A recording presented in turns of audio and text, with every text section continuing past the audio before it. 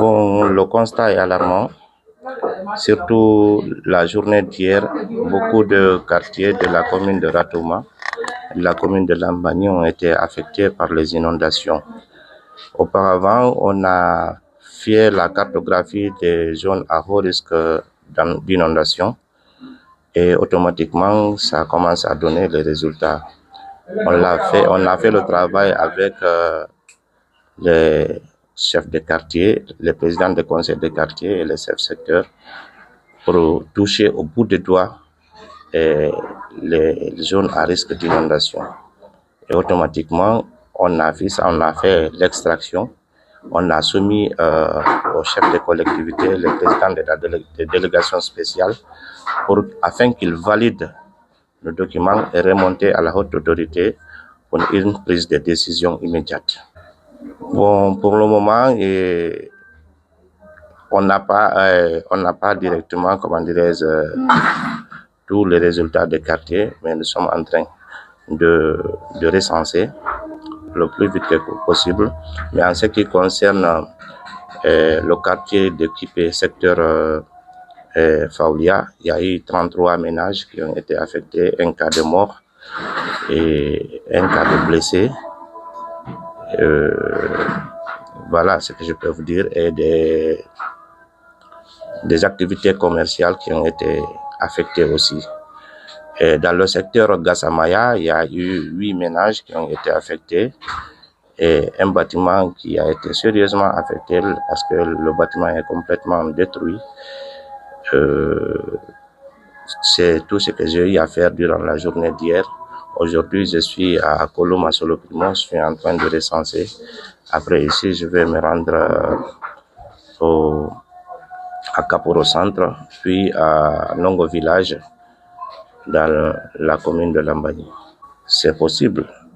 Nous avons l'habitude d'assister toutes les victimes d'inondations. Ça ne date pas d'aujourd'hui. Une fois après avoir recensé les victimes d'inondations, nos chefs hiérarchiques font tout leur possible pour assister les sinistrés. Le bilan que je viens de donner tout de suite là, ça c'est pour un quartier de la commune de Ratouma. Donc il y a d'autres quartiers que nous sommes en train de sillonner afin de faire le recensement et remonter le bilan exact. Donc c'est dans ce cadre que nous sommes en train de nous déployer et je ne suis pas le seul. Tous les autres coordinateurs communaux des autres communes sont déployés sur le terrain en train de faire le travail. Bon, le quartier de Nongo Village, dans la commune de Lambani, et le quartier de Kaporo Centre, derrière le lycée français. Je crois bien, il y a Kaporo Rai ici, et aux alentours de Moudoula ici, on a enregistré également un cas de mort, un jeune étudiant du nom de Donzo, qui a été transporté par les eaux de ruissellement.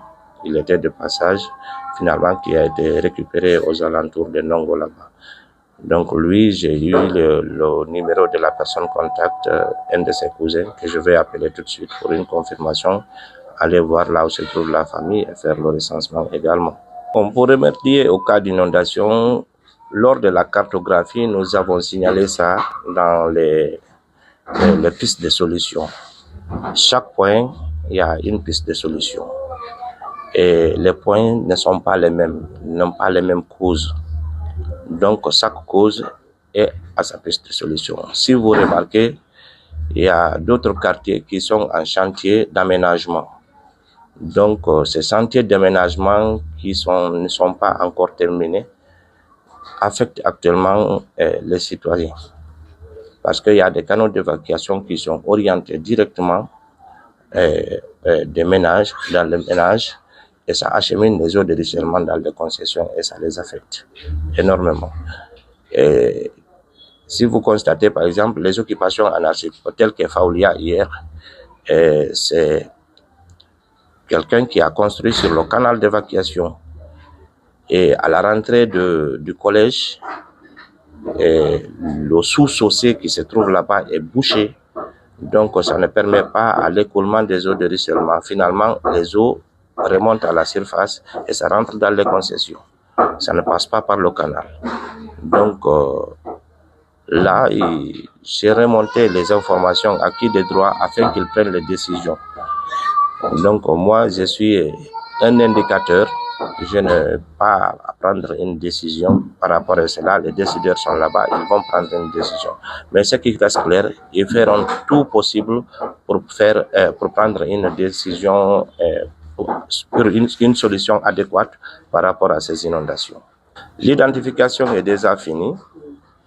L'identification est déjà finie, c'est déjà terminé, on a les résultats, on a le papier sous les mains, donc il reste juste de faire une prise de décision pour remédier à cela. Le message que j'ai à lancer à l'endroit des citoyens, vu cette situation des grandes pluies, ils doivent s'abstenir de jeter les ordures dans les canaux d'évacuation, parce que bon nombre de canaux d'évacuation ne sont pas curés cette année. Donc, s'ils jettent encore les ordures dans les canaux d'évacuation, ça va augmenter les dégâts. Donc, de s'abstenir, de s'abonner au PME afin que ceux-ci acheminent les ordures là où ils doivent aller. Merci, monsieur. Oui, attendez. Il y a quelque chose que je dois signaler encore. Et il y a des points où les clôtures sont contiguës. Ils n'ont pas laissé les passages des eaux de ruissellement. Donc, les présidents des conseils des quartiers doivent convoquer ces citoyens afin de prendre une solution adéquate pour ne pas qu'il y ait de victimes. Trouver un passage de l'eau, parce que la saison de pluie, c'est juste temporaire, pour ne pas qu'il y ait de victimes gratuitement, fortuitement comme ça. Là. Donc, il y a des citoyens, ils n'ont pas laissé du tout de passage des eaux de ruissellement.